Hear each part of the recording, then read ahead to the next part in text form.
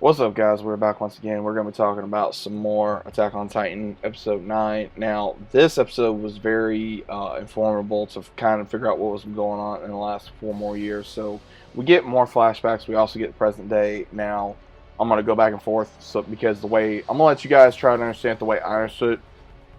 So, if you guys don't want to be spoiled, go ahead and click off the video. But this entire episode, you really had to pay attention to what was going on, because we do see where, if you guys remember, when they were having the party right before Aaron and everybody came in, we do see where one of the families that looked like she was of Asian descent, apparently from the Hizuri, where she is wanting to make, I guess, an alliance with Perilous. But we do see where we find out Mika-san's origin in this episode, where she is a long lost descendant child that were basically made an alliance with the Perilous King at the time of the end of the war, and one of the children got lost and has not been found for centuries, and they bear that mark. And so now Mika-san is the natural leader for those people, and the only person that she's ever shown that tattoo to on her hand, because it was passed on from her and it showed up to her from her mother, where she did not know, and now Aaron is the only one that knew, but now everybody else knows. And her story says, okay, so you have a basic leadership passed on to you that was passed on to me. And they later revealed that the same one that came to talk to them and make an alliance with them state that Zeke came up with an idea to talk to them, to have them go talk to Perilous Island and basically let them know, okay, this is the plan and this is what the best one is. Zeke basically wants to make sure that the Beast Titan is passed on to someone with royal blood, obviously Astoria, so that way she can have the Beast Titan and be able to lead as well. But at the same time, if she wants to have any children, then she needs to have as many children as possible before she does inherit that possible form. We also see, while this is going on, we see in the present where Aaron is in jail. He's in the mirror, he's talking to himself.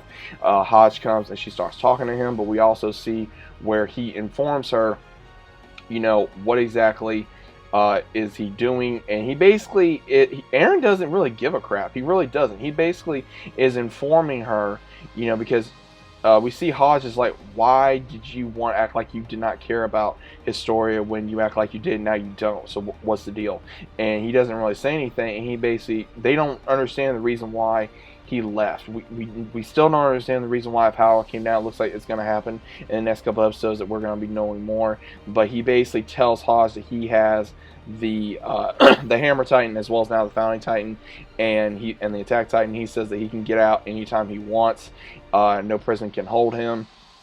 And he also tells her that what's up your sleeve, and he just keeps on antagonizing her. He grabs her and he basically acts like he's going to transform, and then she pulls him, and then he pulls back, and she just calls him all kinds of names like idiot, moron, and she says, and then she leaves, and she's like, I don't understand why you made me commander. And we see where, since back then Aaron said that they were not going to do that, to basically make Astoria to be a breeder, just so that way she could have more children of a royal bloodline. But we also see where, in the present, Historia is now pregnant, apparently by someone that she knew growing up in her home village, and apparently she chose him because he treated her very badly when she was younger, and he wants to atone that. So obviously this is the reason why he wanted to get back with her, was, I guess, and she chose him. So now we don't know how many children she possibly has, because again, it's only been a few years. So we do have where, I guess it was like 3 years later, she's pregnant. Don't know how many children she has. She may only have one on the way, or she has already had multiple other children. Don't know.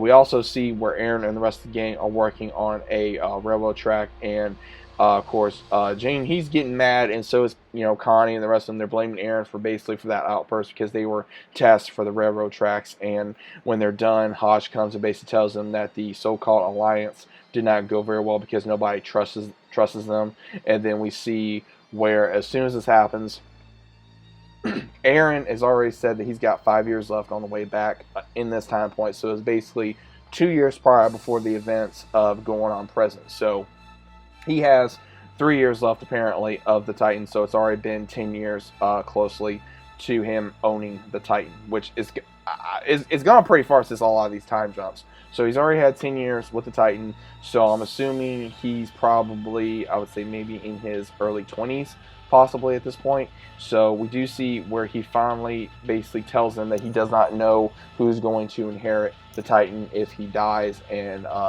Jean says he will. Mika-san says she will. Connie says he will. Even Sasa says he will.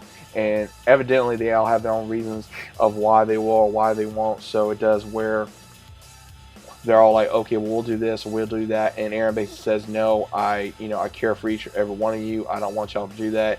We will figure it out. And then it goes right to the present where Mika-san was remembering that, and she basically, they start talking, and Connie blames Eren because he thinks that he did not care about Sasha, that he's changed, that he's aligned himself with Zeke, that he's not the same person that they once knew. And Mika-san's saying no, he's there, but he trusts us all. He just trusts us. He was only able to do what he had to do because he was only not wanting to show what he had to do. And now Armin states that them two will go talk to Eren, but Connie, as well as everybody else, thinks that he cannot be trusted and that he's a possible cannon that they cannot use, and doesn't know if he's going to turn on them while he works. As he said, is he really going to work with his half older brother and pass us up if he cares about us so much? So Connie's obviously upset. Jean doesn't trust him.